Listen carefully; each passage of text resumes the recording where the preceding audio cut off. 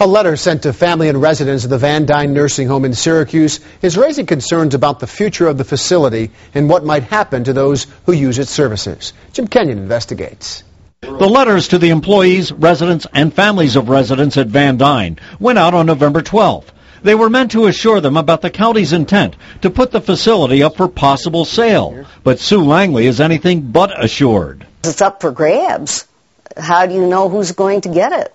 Some people have even suggested, what if a wealthy developer wanted to buy the property and build $1-million homes that overlook the city? Are they going to tear it down? What's going to happen to 500 people? Roberta Sprague oversees Van Duyn as the county's commissioner of long-term care. She administers a $49 million budget that provides nursing home and rehabilitative care to 500 people with 600 employees. Sprague says the county has just put out RFQs, requests for qualifications, to individuals or companies who may want to acquire Van Duyn. We're looking at a proposal for the county to get out of the business of long-term care. That's what we would be looking for. And again, an RFQ looks for a quality individual or a firm. It will be a nursing home. People will not be asked to move out of this facility. It will continue with the traditions that Van Duyn has offered for over 180 years. The idea of selling off or privatizing Van Duyn Home and Hospital was quietly approved by county lawmakers during the budget process last month.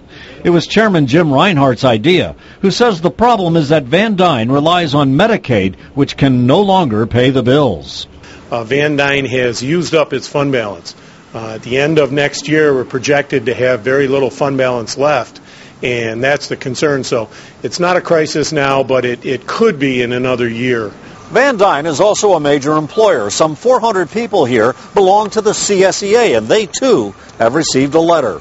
We have talked with our union leadership there, and we are... Mark Kotzen of the CSEA says the union opposes efforts to privatize the county's biggest nursing home facility. There's a lot of frustration, and certainly there's a lot of people wondering just how these services are going to be provided if the facility is sold off. Kotzen says the CSEA will meet with workers at Van Duyn next week. And we posted the letter that went out a few days ago, along with that request for qualifications to potential bidders.